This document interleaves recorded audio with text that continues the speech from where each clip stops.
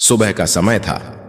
बाजार में सड़क के किनारे कमला देवी हमेशा की तरह टोकरा लेकर मछलियां बेच रही थी। उनकी दोनों बेटियां राधिका और निहारिका दूर बॉर्डर पर देश की सेवा में तैनात थीं। दोनों बहनें आर्मी ऑफिसर थीं। उन्हें जरा भी अंदाजा नहीं था कि उनकी मां किन हालात में जी रही है, और आज उनकी मां के साथ ऐसा कुछ होने वाला है जो उनकी रूह को हिला देगा। कमला देवी चुपचाप मछली बेचने में लगी थी कि तभी एक इंस्पेक्टर, जिसका नाम महेंद्र चौधरी था, मोटरसाइकिल से आया। उसने बाइक सड़क किनारे रोकी और गुस्से में बोला, तुम्हारी हिम्मत कैसे हुई सड़क किनारे मछली बेचने की? तुम्हारे चलते यहां जाम लग सकता है, जल्दी से यहां से हटो। इतना कहकर वह अचानक टोकरा पर जोर से लात मार देता है। मछलियां जमीन पर बिखर जाती हैं। चारों तरफ मछलियों की गंध फैल जाती है और लोग रुककर तमाशा देखने लगते हैं। इंस्पेक्टर और भड़क कर चिल्लाता है, ये तुम्हारे बाप की सड़क है क्या? जहां मन किया बैठ गई मछली बेचने। अगर बेचना है तो अपनी जगह पर बेचो। कमला देवी चुपचाप उसकी बातें सुनती रही, अपमान सहती रही। उनकी आंखों में आंसू थे, लेकिन वह बिना कुछ कहे जमीन पर गिरी मछलियां उठाने लगी। भीड़ में खड़े लोग सिर्फ तमाशा देख रहे थे। ना किसी ने आवाज उठाई, ना किसी ने मदद की। भीड़ में एक लड़का था जो सोशल मीडिया पर मशहूर था। उसने मोबाइल निकाला और पूरा वाकया रिकॉर्ड करने लगा। इंस्पेक्टर लगातार उन्हें डांट रहा था, अपमानित कर रहा था, और लोग बस हंसते देखते रह गए। कमला देवी मन ही मन सोच रही थी, अगर मेरी दोनों बेटियों को यह सब पता चल गया तो न जाने क्या हो जाएगा। काश उन्हें यह बात कभी ना पता चले, वरना तूफान आ जाएगा। आंखों में आंसू लिए मछलियां वापस टोकरा में डालकर वो धीरे धीरे घर की ओर चल पड़ी। उधर जिस लड़के ने वीडियो बनाया था, उसने घर पहुंचकर उसे सोशल मीडिया पर अपलोड कर दिया। कैप्शन में लिखा था, इस बूढ़ी औरत की कोई गलती नहीं थी, लेकिन इंस्पेक्टर ने इसकी मछलियां गिरा दी और सड़क पर बेइज्जत किया। क्या यह सही है? वीडियो तेजी से वायरल हो गया। लोग शेयर करने लगे, कमेंट करने लगे। हर कोई इस घटना को गलत बता रहा था। कुछ देर बाद यह वीडियो निहारिका के मोबाइल में पहुंचा। वीडियो देखते ही उसका खून खौल उठा। वह सोच भी नहीं सकती थी कि उसकी मां के साथ ऐसा बर्ताव हुआ है। लोगों के सामने बेइज्जत किया गया, थप्पड़ तक मारा गया। निहारिका ने तुरंत वीडियो अपनी बड़ी बहन राधिका को भेज दिया। राधिका ने वीडियो देखा तो गुस्से से लाल हो गई, आंखों में आंसू भर आए।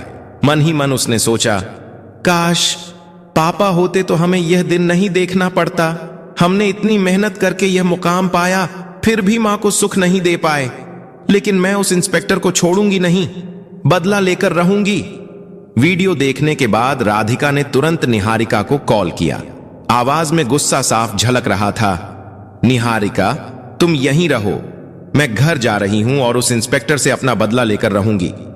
निहारिका ने तुरंत कहा, नहीं दीदी, मैं भी आपके साथ चलूंगी। मां के साथ जो हुआ वो मैं बर्दाश्त नहीं कर सकती, उसे उसकी औकात दिखानी ही पड़ेगी। राधिका ने समझाया, तुम्हें यहीं रहना चाहिए, मैं मां को लेकर वापस आऊंगी और हम यहीं कहीं आसपास उन्हें रख लेंगे। कुछ देर तक बहस चली, लेकिन आखिरकार निहारिका मान गई। ठीक है दीदी, आप जाइए, लेकिन मां को साथ लेकर जरूर लौटना। राधिका ने फोन रख दिया, वर्दी उतारी और पीले रंग का सलवार सूट पहन लिया। अब वह एक साधारण गांव की लड़की लग रही थी। बस में बैठकर कुछ ही घंटों में घर पहुंच गई। घर पहुंचते ही उसने दरवाजा खटखटाया। कमला देवी उस समय किचन में सब्जियां काट रही थी। दरवाजे की आवाज सुनकर उन्होंने पुकारा, कौन है? मैं हूं मां, राधिका लौट आई हूं आपसे मिलने। आवाज सुनते ही कमला देवी के हाथ रुक गए, आंखों में नमी आ गई। उनके मन में डर भी था कि कहीं राधिका को इस घटना का पता तो नहीं चल गया। वह जानती थी कि उनकी बेटियां कितनी ईमानदार और जिद्दी हैं, अपनी मां के लिए कुछ भी कर गुजरेंगी। उन्होंने जल्दी से दरवाजा खोला। सामने खड़ी बेटी को देखते ही मां बेटी गले लग गई, जैसे सालों की दूरी एक पल में मिट गई हो। कमला देवी ने पूछा, बेटी निहारिका कहां है? वह नहीं आई? राधिका ने जवाब दिया, नहीं मां, मैंने उसे मना कर दिया था। बहुत जिद कर रही थी, लेकिन मैंने साथ नहीं लाया। अच्छा, पहले अंदर तो आओ। राधिका किचन में गई और सब्जियां देखकर बोली, मां आप बैठिए, खाना मैं बना देती हूं। थोड़ी देर में खाना बनकर तैयार हो गया। मां बेटी ने साथ बैठकर खाना खाया और फिर बातें शुरू हुई। राधिका ने सीधा सवाल किया, मां, आपके साथ जो हुआ आपने मुझे क्यों नहीं बताया? यह बहुत गलत है। मैं उस इंस्पेक्टर को सस्पेंड करवा कर ही मानूंगी। उसने कानून के खिलाफ किया है और मैं उसे दिखाऊंगी कि कानून की ताकत क्या होती है। कमला देवी ने डरते डरते कहा, बेटा छोड़ो, पुलिस वाले हैं, क्या हो गया अगर उसने ऐसी बातें कर दी? जाने दो। राधिका ने सख्ती से कहा, नहीं मां, आप चुप रहिए, मैं जानती हूं मुझे क्या करना है। उसने जो किया उसकी सजा उसे जरूर मिलेगी। इतना कहकर राधिका ने लाल रंग की साड़ी पहनी, साधारण गांव की लड़की की तरह तैयार हुई और सीधे थाने की ओर निकल पड़ी। यह वही थाना था जहां इंस्पेक्टर महेंद्र चौधरी तैनात था। थाने पहुंचकर उसने देखा महेंद्र वहां मौजूद नहीं था। केवल 2 हवलदार और एसएचओ राहुल यादव वहां बैठे थे। राधिका सीधे एसएचओ राहुल यादव के पास गई और बोली, मुझे इंस्पेक्टर महेंद्र चौधरी के खिलाफ रिपोर्ट दर्ज करवानी है। उन्होंने मेरी मां के साथ सड़क पर बदतमीजी की, मछलियों की टोकरी गिरा दी, थप्पड़ मारा और लोगों के सामने अपमानित किया। मैं चाहती हूं कि उनके खिलाफ सख्त कार्रवाई हो। राहुल यादव चौंक कर बोला, क्या इंस्पेक्टर महेंद्र चौधरी के खिलाफ रिपोर्ट? और तुम कौन होती हो रिपोर्ट लिखवाने वाली? क्या तुम उस बूढ़ी औरत की बेटी हो? तुम्हें लगता है कि मैं अपने इंस्पेक्टर के खिलाफ रिपोर्ट दर्ज कर लूंगा? उन्होंने कोई गलत नहीं किया, और अगर थप्पड़ मार भी दिया तो क्या हुआ? वह सड़क पर मछली बेच रही थी, गलत तो वही थी। राधिका की आंखों में गुस्सा भड़क उठा। देखिए, हमें कानून मत सिखाइए। हमने कानून पढ़ा है और अच्छी तरह जानते हैं कि इसमें क्या लिखा है। मैं उसी कानून की मदद से उसे सजा दिलवाऊंगी। अगर आपने रिपोर्ट नहीं लिखी तो मैं आपके खिलाफ भी एक्शन लूंगी। राहुल यादव हैरान रह गया। यह साधारण सी गांव की लड़की इतनी आत्मविश्वास से और बिना डरे बात कर रही थी जैसे कोई बड़ी ताकत उसके पीछे हो। वह बोला, तुम कौन हो और तुम्हारी इतनी औकात कि हमें सस्पेंड करवाओगी? हम चाहें तो अभी तुम्हें अंदर करवा सकते हैं। राधिका ने बिना कुछ कहे अपना सरकारी आईडी कार्ड मेज पर रख दिया। आईडी देखते ही राहुल यादव की आंखें फटी रह गई। घबराते हुए बोला, आप आर्मी ऑफिसर हैं? सॉरी मैडम, बताइए क्या करना होगा? राधिका ने सख्त लहजे में कहा, इस थाने की हालत खराब है। यहां न्याय नाम की कोई चीज नहीं है। सॉरी से कुछ नहीं होगा। अब मैं डायरेक्ट आपके खिलाफ और आपके इंस्पेक्टर के खिलाफ कार्रवाई करवाऊंगी।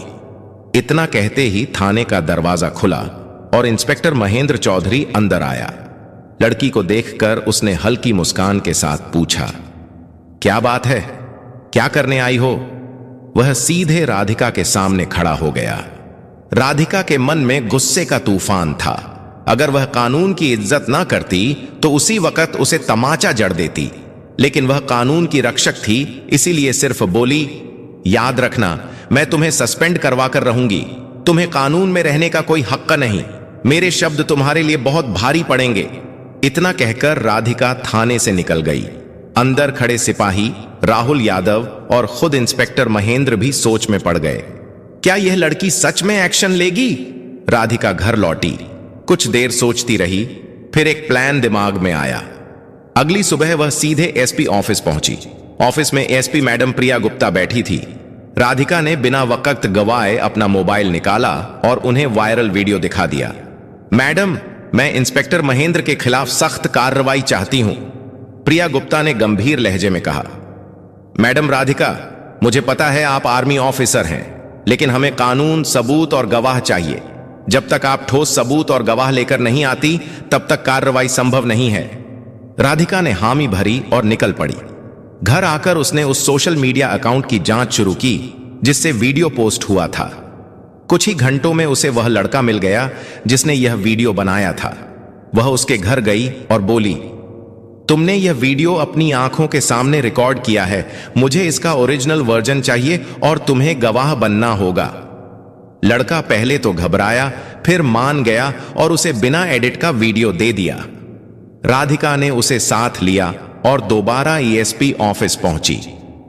प्रिया गुप्ता ने सबूत देखे, फिर सीधे डीएम विक्रम को फोन लगाया। डीएम ने वीडियो देखा और भड़क उठे। यह इंस्पेक्टर ने बहुत गलत किया है और कानून के खिलाफ किया है, इसे सजा मिलेगी। अगले ही दिन डीएम ने जिले के सबसे बड़े ऑफिस में प्रेस मीटिंग बुला ली। सुबह के ठीक 11 बजे जिला मुख्यालय के बड़े कॉन्फ्रेंस हॉल में डीएम विक्रम की प्रेस मीटिंग शुरू होने वाली थी। हॉल के बाहर मीडिया की गाड़ियां कतार में खड़ी थीं। हर बड़े अखबार और न्यूज चैनल के रिपोर्टर कैमरा लेकर अंदर जाने की तैयारी में थे। हॉल के अंदर मंच पर 4 कुर्सियां लगी थीं। बीच में डीएम विक्रम, दाईं ओर एएसपी प्रिया गुप्ता और बाईं ओर 2 खाली कुर्सियां जिन पर अभी किसी को बैठना नहीं था। सामने पत्रकारों की लंबी पंक्ति थी। डीएम ने टेबल पर रखी घंटी बजाई और कहा, सभी पत्रकार गण बैठ जाएं, मीटिंग शुरू करते हैं। पूरा हॉल शांत हो गया। कैमरे चालू हो गए। डीएम ने गंभीर लहजे में बोलना शुरू किया। कल सोशल मीडिया पर एक वीडियो वायरल हुआ जिसमें एक पुलिस इंस्पेक्टर ने एक बुजुर्ग महिला के साथ सड़क पर दुर्व्यवहार किया, मछलियों की टोकरी गिराई, थप्पड़ मारा और सार्वजनिक रूप से अपमानित किया। यह न केवल नैतिकता के खिलाफ है बल्कि हमारे कानून और पुलिस आचार संहिता के भी खिलाफ है। पत्रकारों के कैमरे एकदम क्लिक क्लिक करने लगे। डीएम ने आगे कहा, हमारे पास पीड़ित पक्ष से ठोस सबूत और प्रत्यक्षदर्शी गवाह मौजूद है।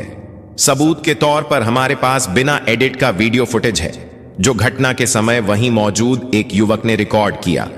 गवाह भी यहां मौजूद है और बयान देने को तैयार है।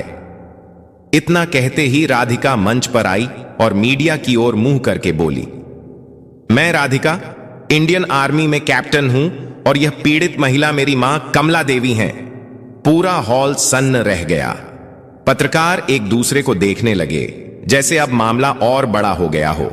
राधिका ने बिना रुके कहा, मैंने कानून पढ़ा है और मैं जानती हूं कि किसी भी इंसान को सड़क पर इस तरह अपमानित करना अपराध है, चाहे वह कोई आम आदमी करे या एक पुलिस अफसर।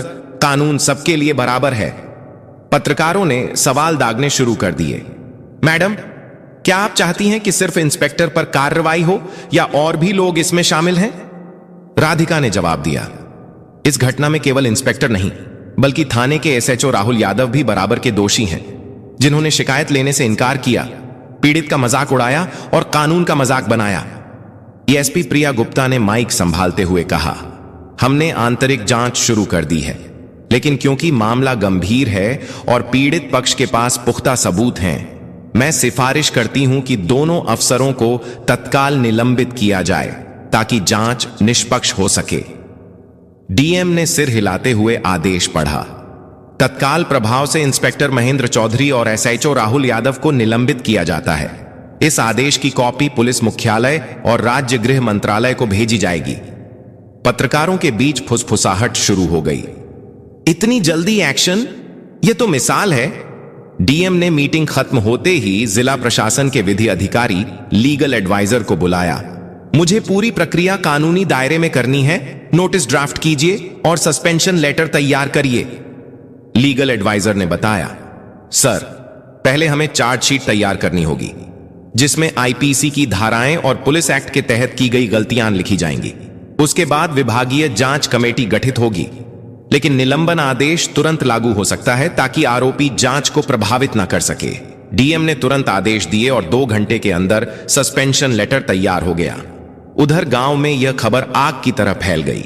बाजार में लोग एक दूसरे को बताते फिर रहे थे, सुना, कमला देवी के साथ जो हुआ था अब उसका इंसाफ मिलने वाला है। उनकी बेटी आर्मी ऑफिसर है, उसी ने यह सब करवाया है। कमला देवी के घर के बाहर भीड़ जमा हो गई। कोई हौसला बढ़ाने आया, कोई सिर्फ देखने। कमला देवी बार बार कह रही थी, मुझे बदला नहीं चाहिए था, बस इज्जत चाहिए थी। लेकिन मेरी बेटियां तो आग हैं जो अन्याय बर्दाश्त नहीं करती। जब निलंबन आदेश थाने में पहुंचा तो सिपाहियों में खलबली मच गई। एक सिपाही ने धीरे से कहा, भाई, यह लड़की तो सच में कर गई। हम तो सोच भी नहीं सकते थे कि डीएम तक मामला पहुंच जाएगा। महेंद्र चौधरी और राहुल यादव दोनों को आदेश सुनाया गया। आपको तत्काल प्रभाव से निलंबित किया जाता है। जांच पूरी होने तक आप किसी भी सरकारी पद का इस्तेमाल नहीं करेंगे। महेंद्र चौधरी ने गुस्से में कागज जमीन पर फेंका, लेकिन राहुल यादव के चेहरे पर साफ डर था। यह लड़की हमारी जिंदगी बर्बाद कर देगी। मैं कह रहा था ना, उससे पंगा मत लो।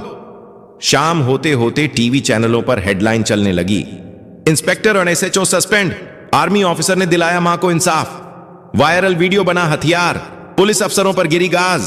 राधिका के मोबाइल पर लगातार कॉल आने लगे, कुछ बधाई के, कुछ मीडिया इंटरव्यू के।